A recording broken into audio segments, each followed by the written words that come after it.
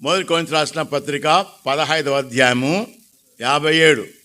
ప్రభువునందు మా ప్రయాస వ్యర్థం కాదు.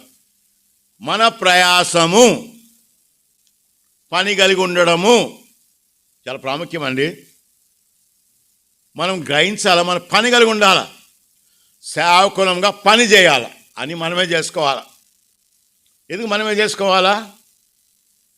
మన ఆరోగ్యం కొరకు, మన ఆరోగ్యం కొరకు మనమే చేసుకుని. మనకు పక్కండి చాలా సంఘాల్లో గొడవలు ఎందుకు వస్తుందంటే, సేవకుని ఇంట్లో సేవ చేసిన ఇద్దరు ముందు చాలు.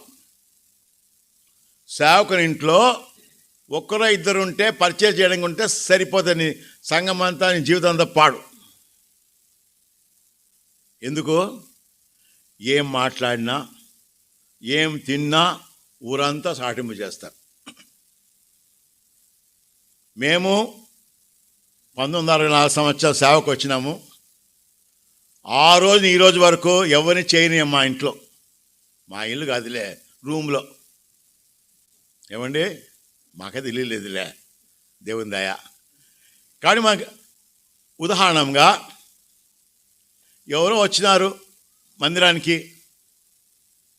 తమ్ముడా చేప తీసుకురా, చికెన్ తీసుకురా అని పోతున్నాడు. ఏడిపోతున్నాడా? అదే సేవకుడు కదా, పొద్దాకు తిండే కుక్క నాకు కానీ తింటావా? నీవు తినవా? ఏమండి, కాబట్టి జ్ఞాపకం ఉంచుకోండి, మీ కుటుంబాన్ని పాడు చేసేది ఎవరైతే మీ ఇంట్లో పరిచయం చేస్తారో. ఎంతమంది సేవకులు పిల్లలు పాడైనారు ఎందుకంటే 10 మంది చేసేవాళ్ళు ఉన్నారు. మేము ఈ రోజు వరకు ఎవరిని చేయనీయం. ఎందుకు? ఏం మాట్లాడినా ఊరంతా సాటింపు చేస్తారు, ఏమి తిన్నా ఊరంతా సాటింపు చేస్తారు, ఎంత మెల్లగా మాట్లాడినా ఊరంతా సాటింపు చేస్తారు. కాబట్టి మీకు చాలా కష్టమేమో. ఒకటి, మనమే చేసుకుంటే మనకు ఆరోగ్యం, మన పని మనమే చేసుకుంటే ఆరోగ్యం. సరే, కానీ మనం ఏం చేయాలా? సేవకులంగా ఎప్పుడు కూడా పని కలిగి ఉండాలా. కోత విస్తరం కానీ పని వారి కొద్దిగా ఉన్నారు. ఏమండి, బలా నమ్మకమైన మంచి దాసుడా, మనం గ్రహించాలా? సోమరి అయిన చెడ్డ దాసుడా, మన సేవకులంగా గ్రహించాలా? మనది తాత్కాలికమే, మన జీవితము ఆవిరి వంటిది. ఈ ఆవిరి వంటి జీవితంలో ఏమి చేసినా పరలోకంలో బహుమానం ఉంది కదా. చదవండి, కొలస్సీ రాసిన పత్రిక 3వ అధ్యాయం.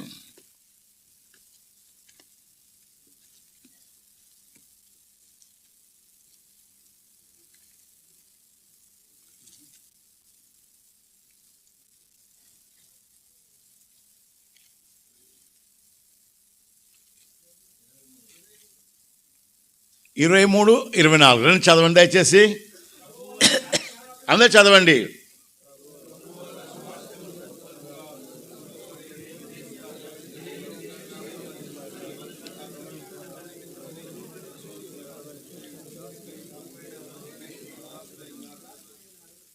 ఏమండి, మీరు హృదయపూర్వకంగా చేస్తున్నారని ఎవరు తెలుసు?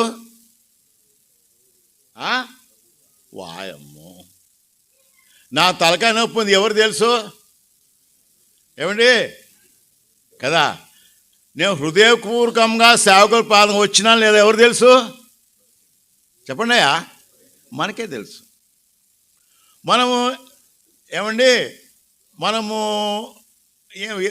మనమేం తప్పించుకోలేం. నీకు పరలోకం బహుమానం కావాలన్నా, దేవుని బహుమానం కావాలన్నా, ఏమి చేసినా ప్రభు కొరకు చేయి. నేర్చుకోండి. సృష్టికర్త పదమాలు చూస్తున్నా. నా మెసేజ్ బాగుందా? భలే చెప్పారు బ్రదర్. అవును, very good, right right right. అది దేవుని కొరకు కాదయ్యా, అది నా కొరకు. మనం గ్రహించాలా? అది మన ఇష్టం. దేవుని సేవ అన్నది మనం గ్రహించాలా? దేవుడిచ్చిన గొప్ప ఆధిక్యత. ఏమి చేసినా ప్రభుకో చేసి నేర్చుకోండి. దేవుడు తప్పకుండా బహుమానం తప్పదండి. మనం గ్రహించాలా? ఒకటి, పని కలిగి ఉండాలా. రెండవది మనకు గ్రహించాలి. మనం ఉదాహరణకి ఈరోజు వచ్చినారు, సంతోషంగా పాట పాడినారు, బహుమానం పరలోకం తప్పదు. మీటింగ్ వచ్చినారు, ఈరోజు ప్రార్థన భారంలో వచ్చినారు, శాశ్వతమైన బహుమానం. ఏందో సేవకుల ప్రార్థనలా ఏం పెట్టినారు, సరిగా పెట్టలేదు, వాడు బాగలేడు, వీడు బాగలేడు. ఎవరికి నష్టం? అంటే ఈ తాత్కాలిక లోకంలో మన జీవితాలు మనం పాడు చేసుకుంటున్నాం. మనం గ్రహించాలా, ఈ తాత్కాలిక లోకంలో మన సేవకులంగా ఈరోజు మనం తీర్మానం చేసుకోవాలా. ప్రభువా, నాది ఉన్నది కొద్ది రోజు, ఏమండి మీరు ఏమన్నా అనుకోండి, నేను మాత్రం ఈరోజు ఒక రోజుకి బతుకుతా, రేపటికి బతకరు. ఎందుకో ఈరోజు నేను చేసుకోవాలి అన్నీ. ఏమన్నా మొన్న పోయిన వారం నేను నాందేడ్ పోయినాను. అయ్యా ఫోన్లు మానుకోండి అయ్యా, మీటింగ్లో ఉన్నాం అందరం. పోయిన వారం నాందేడ్ పోయినాను కానీ కొంచెం అలసిపోయినాను. ఎట్లా అలసిపోయినాను. భక్సింగ్ గారి సాక్ష్యాలు తీసుకున్నాను, ఒక 100 సాక్ష్యాలు ఇచ్చేసిన. అంటే ఎవరి కొరక ధన్యత, పుణ్యం కాదు, సమర్పణ కాదు, గొప్ప ఆధిక్యత.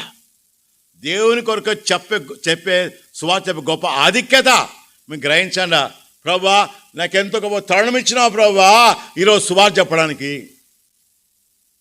దేవునికి దూతలకు లేని ధన్యత దేవుడికి మన దయచేసినాడు.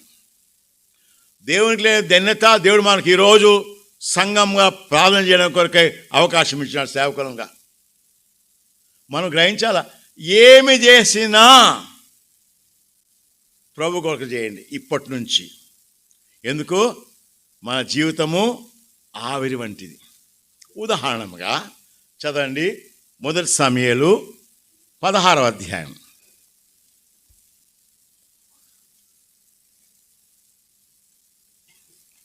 11వ వచనం అందరు చదవండి దయచేసి. 1 సమూయేలు 16:11 చదవండి.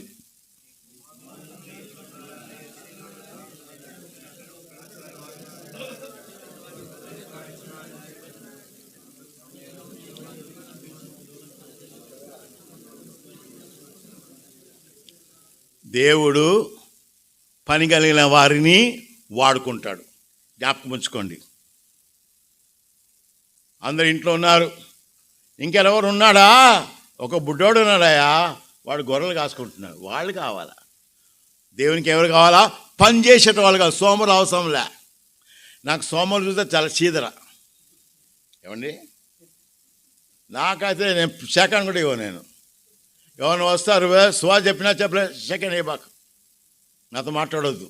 నువ్వు సేవకుడే ఉండి ఒకరికైనా సువార్త చెప్పకపోతే నువ్వు సేవకుడవా? నేను ప్రేరణ కూడా చెప్పను. ఎందుకు? చెప్పేమి లాభము?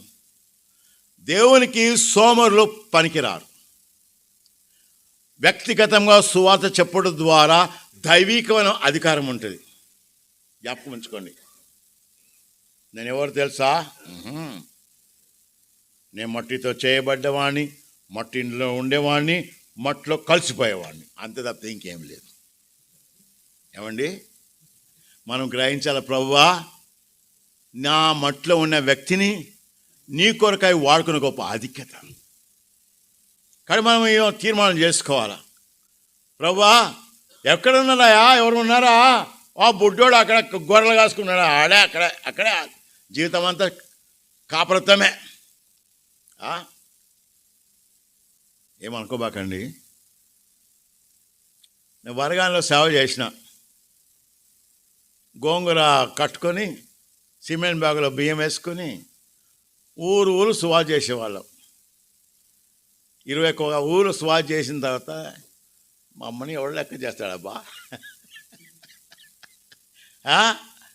అనుకున్నప్పుడు బక్స్ గారు మెసేజ్ పంపించినాడు, స్టీవెన్ హైదరాబాద్కి రా, ట్రాన్స్ఫర్ చేస్తున్నారేమో అనుకున్నా. లేదా నీకు పెళ్లి చేయాలా? నేను చెప్పేది ఏంటంటే మనమే చెప్పన చింతపడే అవసరం లేదయ్యా. ఆయన కొరకు ఆయన అన్ని ఏర్పాటు చేస్తాడు. ఒకటి, మన హృదయపూర్వకం ఏం చేసినా ప్రభు కొరకు చేయాలి. ఏమండి, ఏం చేసినా నేను నేర్చుకున్నా మీకు చెప్తున్నానయ్యా. నయా పైసలు లేకుండా 17 దేశాలు పోయినా. ఎందుకు? దేవుని కొరకు చేయి, అన్నీ వచ్చేస్తాయి నీకే. నేను నేర్చుకున్నా మీకు చెప్తున్నాయా. సృష్టికర్త ఇక్కడ దావీదు ఎక్కడున్నాడయ్యా? దేవుడు ఎవరు ఉన్నారా? ఒకడున్నాడు అక్కడ, గొర్రెలు కాసుకుంటా. తీసుకురా. దేవుడు అన్నాడు, ఈయనే అభిషేకించబడ్డవాడు, దేవుని ఏర్పరచబడ్డాడు. జ్ఞాపకం ఉంచుకోండి. మీరేం మోసపోబాకండి. ఆయన సేవ చేయడు. మనకేం పట్టిందయ్యా? మన పని మనం చేసుకోవాలి. ఏమయ్యా, ఏమన్నాడు? నీ గర్వం నాకు తెలుసురా. గొర్రెలు ఇచ్చిపెట్టి ఏం చేసినావు? ఇప్పుడు వచ్చిన యుద్ధంలో గొర్రెలు జ్ఞాపకం వచ్చాయి ఆయనకు. అంటే ఎగతాళి చేసేవాళ్ళు ఎగతాళి చేస్తారు సేవలో. ఏమండి, భలే షర్ట్ ఎవరు ఇచ్చినారు నీకు? ఎగతాళి తప్పదు. ఏమండి, యేసు ప్రభునే ఎగతాళి చేసినారు, మనం చేయరా? కానీ మనం గ్రహించాలా, దేవుని యొక్క సేవకులముగా మనం పట్టుదలతో ప్రభు కొరకు చేయాలి. పాట పాడినా, సేవ చేసినా, దర్శించినా సమస్తం ప్రభు. ఏమండి, సృష్టికర్త దీవిస్తాడండి, మనిషిని కాదండి. మనిషి యొక్క పొగడం పనికిరాని పొగడాలి. ఏం చెప్పినాడు? హామాన్కి ఏం చెప్పినాడు? అమ్మో, ఇంతమంది పిల్లలు ఉన్నారు, ధనం ముందు అందరు పొగడినారు. మరుసటి భార్య ఏమన్నది? ఆ యూదరు అయితే నీ శాస్తావరా అన్నది కదా. కానీ మనం గ్రహించాలా, పొగడడం ఏంటండి? దేనికి పనిగా మనం నేర్చుకోవాలి. ప్రభు కొరకు చేయాలి. ఎందుకు? ప్రభు కొరకు చేస్తే మనకు బహుమానం తప్పదు. ఇక్కడ దావీదు ఆయన గొర్రెలు కాసుకుంటుంటే సమయలు పిలిపించి దేవుడు ఆయన అభిషేకించమంటే దావీదు అభిషేకించినాడు. చదవండి దయచేసి. దావీదుకు ఒకటే ఆశ. ఏం ఆశ? దేవునికి నామం ఘనపరచబడాలి. చదవండి, కీర్తన 115. జ్ఞాపకం ఉంచుకోండి, ఎవరైతే దేవుని కొరకు చేస్తారో వాళ్ళకి ఇదే ఆశ ఉంటుంది. ఎందుకు? లోకమంతా పరిచర్య, భక్సింగ్ పరిచర్య. ఎందుకంటే ఒకటే ఆశ, దేవుని నామం కనపరచబడాలా. ప్రభువా నా కాదు ప్రభువా, దేవునికి నామం. కీర్తన 115వ అధ్యాయము 1వ వచనం చదవండి. ఎవరన్నా బ్రదర్?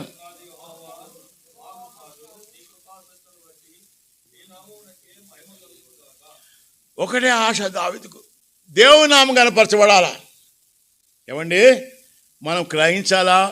అందుకొరకే సంఘాల్లో, మీ సంఘాల్లో మందిరం శుభ్రంగా పెట్టుకోవాలా. ఏం చేయాలి బ్రదర్? మా పెద్ద డబ్బులు ఇవ్వడు. పర్లేదులే, నీవు చేయరాదు. ఏమండి, చాలా సంఘాల సమస్య ఎందుకంటే ఈ పెద్దల బాధలు తట్టుకోలేక సంఘం వదిలిపెట్టి ఊరంతా తిరుగుతారు. ఏమి లాభం? సేవనా? జీతగాడే. ఏమండి, మా జీతకాలం కాము.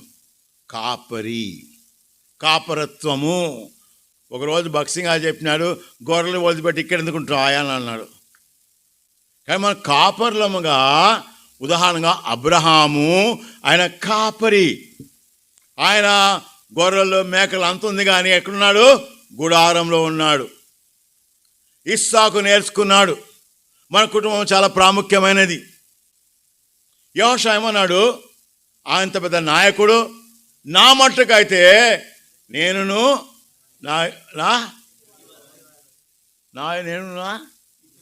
ఇంటివారు నా మట్టు. ఏమయ్యా, ఇన్ని సంవత్సరాలు ప్రజలను నడిపించిన ఆ మాట అంటావా?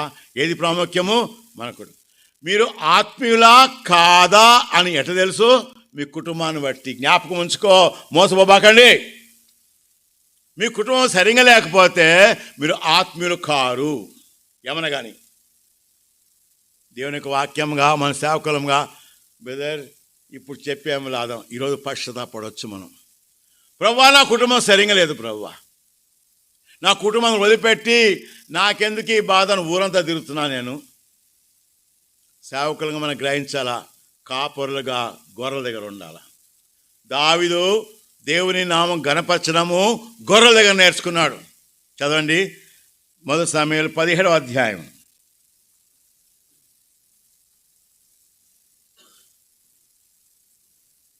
36వ వచనం. 1 సమూయేలు 17:36 చదవండి.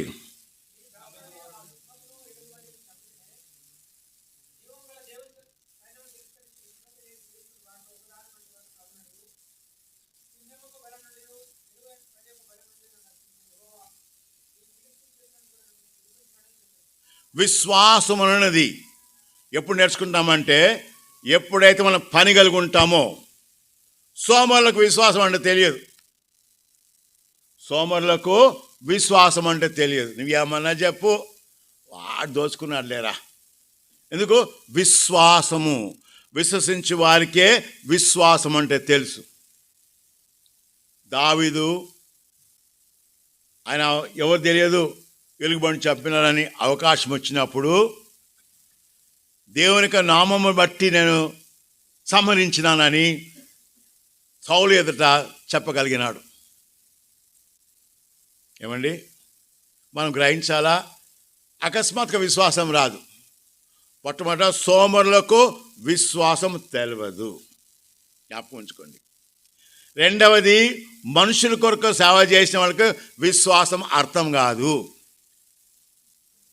మూడవది, దేవుడు నాకు దేవుని బహుమానం కావాలని అనుకున్న వారికే విశ్వాసం అంటే తెలుసు. ఇక దావీదు ఆయన అప్పుడు చెప్తున్నా సౌలు దగ్గర, నేను ఎలుగుబంటిని సింహాన్ని చీల్చినాను. వీడేవాడయ్యా. ఎవరి పేరట? దేవుని పేరట. చదవండి 37వ వచనం.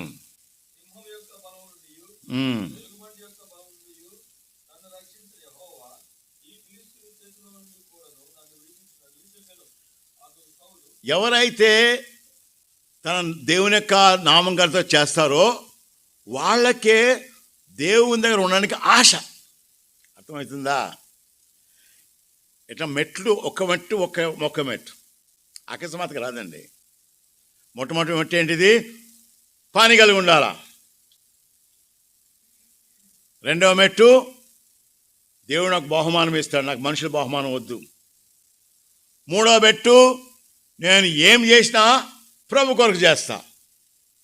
అందుకొరకు దావీదు గొర్రెలు కాసుకుంటున్నాడు. అక్కడ నేర్చుకున్నాడు విశ్వాసం అంటే ఏంటిదని. పనిచేసే వాళ్లకు విశ్వాసం అంటే తెలుసండి, వీళ్ళకి తెలియదు. చాలా సంవత్సరాల క్రితము హెబ్రోన్లో అప్పుడు చాలా గొడవలండి. గొడవలు ఎప్పుడు ఉంటాయి గొడవలుగా. అక్కడ కొంతమంది ఉండాలి, 10 మంది ఉన్నారు. వీళ్ళకంటే 10 రెట్లు వాళ్ళు కొట్లాడేటోళ్ళు. వీళ్ళన్నా పాపం తక్కువ. వాళ్ళు ఏమన్నారు అంటే, రే ఈ ఆదివారము సంద పెట్టే ఎత్తుకెళ్ళిపోవాలి చూద్దాం ఎవడు నమ్మాలి ఆపుతాడు. ఎవరు ఆపలేరు వాళ్ళను. ఏం చేయాలా ప్రభువా?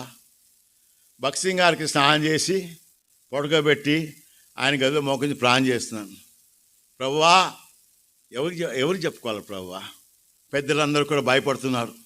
అగస్టిన్ గారు, జీటీ బెంజమిన్ గారు, ఆడ ఫిలిప్ గారు లేదులే, అగస్టిన్ గారు, జీటీ బెంజమిన్ గారు అందరూ భయపడుతున్నారు. ఏం చేయాలా? నేను ఊరికే మోకరించి ప్రాణం చేయ, ప్రభువా మీరే నీ సంఘం నీది కదా ప్రభువా. ప్రాణం చేసిన తర్వాత వాళ్ళకి వార్త వచ్చింది, ఎవరో చనిపోరాని సిద్దిపేటలో. ఏం లేదురా, సమాజ్ చేసి వచ్చి సండే తీసుకున్నాం. ఎవడా మాపటాడు మనను? సిద్దిపేట ఇక్కడే కదా, రా ఎప్పుడన్నా వ్యాన్ ఉంది కదా.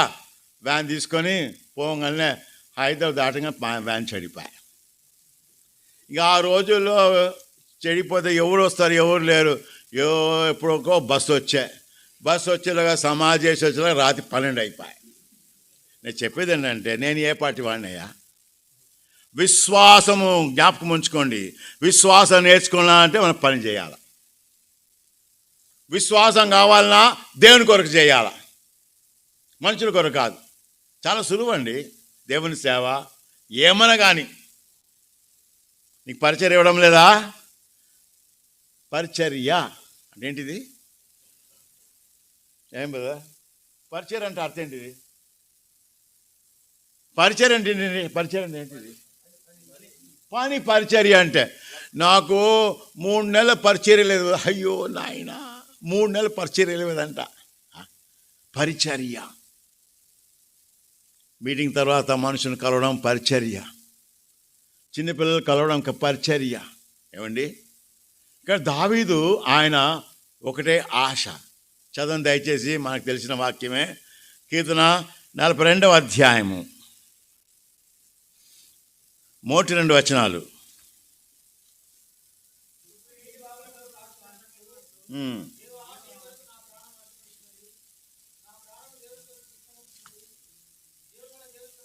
ఎప్పుడైతే మనకు ఈ యొక్క మెట్లు దాటుతామో అప్పుడే దేవుని సన్నిధిలో గడిపే ఆశ. లేదా ఆశ ఉండదు. చాలాసార్లు సేవకులు మీటింగ్ స్టార్ట్ చేస్తారు, బయటికి వెళ్ళిపోతారు. ప్రార్థనలో ఉండలేరు. ఎందుకు ఉండలేరు? విశ్వాసం లేదు. నేను అన్నాను ఒక సహోదరితో, సిస్టర్, 1 గంట నీవు మందిరం లేకపోతే పరలోకం ఎట్లుంటావు నువ్వు? శాశ్వతంగా పరలోకంలో ఈ గంట సేపు నువ్వు మందిరం కూర్చోలేకపోతున్నావు. మనం గ్రహించాలా, మన సేవకులంగా మనము నేర్చుకోవాలా. మనం వాళ్ళు గమనిస్తున్నారు కాబట్టి క్రైస్తవ జీవితంలో ఎంత అద్భుతము. ప్రభువా, దావీదును ఏర్పరచుకుంటేవి, దావీదు అభిషేకించినాడు కానీ దేవుడు రాజుగా చేయలేదు. ఎందుకు చేయలేదు? దేవుని యొక్క గొప్పతనమును అనుభవించడానికి కొరకు. మన జీవితంలో రకరకాల సమస్యలకు తప్పదు, కానీ మనకిచ్చే గొప్ప ధన్యత ఆయన పైన ఆధారపడడానికి. చదవండి కీర్తన 27వ అధ్యాయం 4వ వచనము.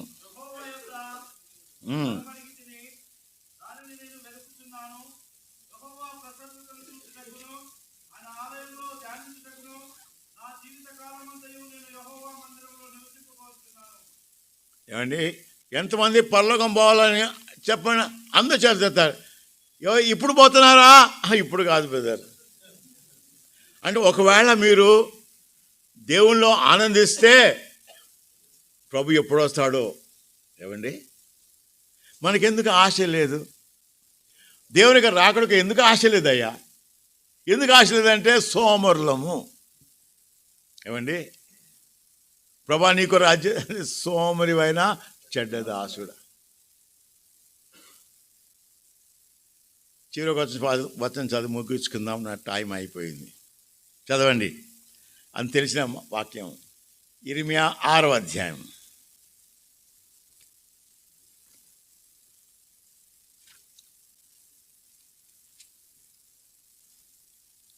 24. సారీ,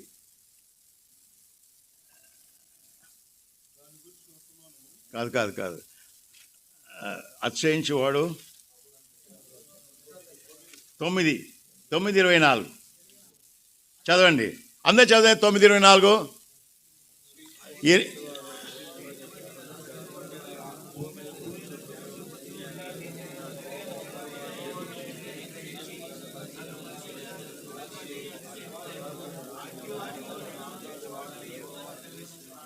చాలామంది నేనే కట్టించిన నా సంఘము, నా ఆత్మ.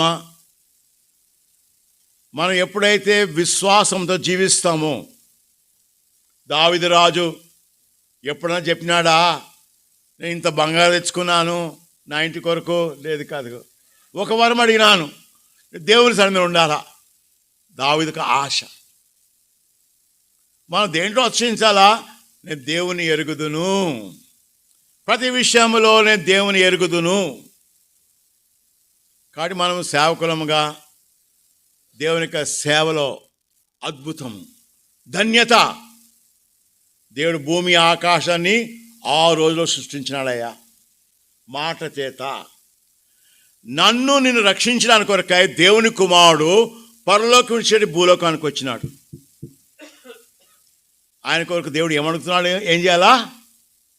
ఏమి చేసినా ఆయన కొరకు చేయలేవా? ఒక గ్లాస్ నీళ్ళు నన్నే అడగాలనా? తీసుకో. ఇస్తున్నావు కదయ్యా, సంతోషం ఈ రాదు. పాట పాడమంటే ఏది ఈ పాట తీసినాడు అంటే మనకు నష్టం. ఏమండి, మీరు ఏమన్నా చెప్పండి, పోయే రోజు పోవాల్సిందే కదా. ఈ తాత్కాలిక లోకంలో మనం ఎట్లా జీవిస్తున్నాం మనం పరీక్షించుకోవాలి కదా. ప్రభా నీ కొరకు చేస్తున్నానా? ఏమండి, భోజనం పెట్టినారు, ప్రభా నేను యోగ్యంగా అనిపాలని దయ ఇచ్చినప్పుడు తింటున్నాను. ఎంతమంది చెప్పినారు, ఎంతమంది శనిగినారు, ఎవరు తెలుసు? బాగా చెప్పినా పో. నేను అన్నం మీద సణిగి దేవుని తెలుసుంటావా? అన్నం మీద సణుగితే పక్కలకు తెలుసు పనికిరాని సేవకుడు అయిందా, అన్నం కాడ సణుగుతున్నాడు. ఏమండి, మనం గ్రహించాలా, మనము సేవకులముగా ఎట్లా మాదిరికరంగా ఉండాలబ్బా కదా. మనం గ్రహించాలి. ఏమి చేసినా దేవుని సేవలో సమర్పణ లేదండి, దేవుని యొక్క ఆశ, మా వాంఛ మన పైన కదా. ప్రభు ఏమంటున్నాడు, నాతో పాటు మీ జత పనివారు, దేవునితో జత పనివారము. కాబట్టి మనము దేవుని యొక్క సేవకులముగా మనం గ్రహించాలా, ప్రభా ఈ తాత్కాలిక లోకంలో నా కుటుంబము ప్రాముఖ్యము. నేను ఒకసారి చెప్తాను, మళ్ళీ చెప్తాను. కందుకోట బాకరా, నువ్వు సినిమాకి పోతావు, వాడు అంటాడు నీ కొడుకుతో కలిసి నేను ఇద్దరం కలిసిపోతాం కదా. ఏమండి, మన కుటుంబం చాలా ప్రాముఖ్యమైనది. అందుకో యెహోషువ అన్నాడు, మీరు ఏమనగానయ్యా, మీకైతే ఇన్ని సంవత్సరాలు నేను సేవ చేసినాను, మీరు నడిపించినాను, నా మట్టుకైతే నేను నా గృహమును యెహోవాను సేవిస్తాం. నీవు ఆత్మీయుడవా కాదా నీ కుటుంబాన్ని బట్టి తెలుస్తుంది. ఏమండి, సమస్య లేని కుటుంబమే లోకంలో లేదు. అర్థమైందా? అన్ని కుటుంబంలో సమస్య తప్పదు. అయితే మనము దేవుని యొక్క సేవకులముగా మనం తగ్గించుకోవాలి. ఎప్పుడైతే మనం తగ్గించుకుంటామో, దేవునికి లోబడతామో, ఎంతో గొప్ప ధన్యత. దేవుని యొక్క ఆశ ఏంటంటే మన ఆయనతో పాటు ఉండాలని కోరుతున్నాడు కదా. చదవండి చివరిగా మొదటి యోహాను సువార్త 17వ అధ్యాయం.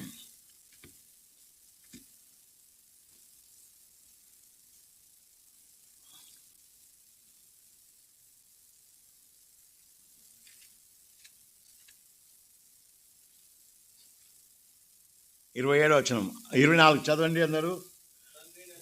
17వ అధ్యాయము యోహాను 17:24 అందరూ చదవండి.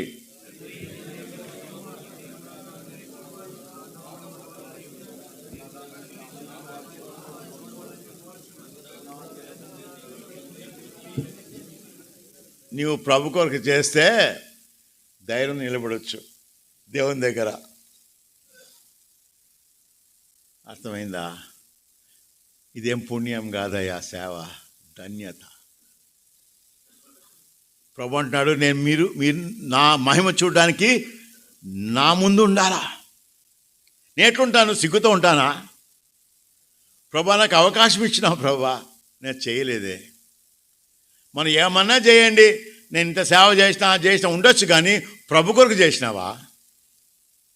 అది నీకు తెలుసు, దేవుని తెలుసు. కాబట్టి మనము ప్రార్థనకి వెళ్దాము, మన జీవితాలు పరీక్షించుకుందాము. ఇంటికి పోయిన తర్వాత ఏం చేయాలా? ఇంటికి పోయిన తర్వాత ఏం చేయాలా? ఇంటికి పోతే ఏం చేయాలా? ఎట్లుండాలా? భార్యతో మర్యాదగా మాట్లాడు. అర్థమైందా? అమ్మో మా ఆయన మారినాడబ్బా, అట్లయితే ప్రతి సేవకుల పాదం పోతే బాగుంటుంది. ఏమండి, మన జీవితం ప్రాముఖ్యమైనది. మనం ఎట్లా ప్రవర్తిస్తున్నామో లేదా ఎవరు తెలుసు? మన పిల్లలకు తెలుసు. కాబట్టి మనం పరీక్షించుకొని మనం ఎవరికి చెప్పకూడదు. నా కుటుంబం యోషం అన్నాడు, ఏమన్నా కానీ మాకేం పట్టిందయ్యా, నేనును నా ఇంటి వారు.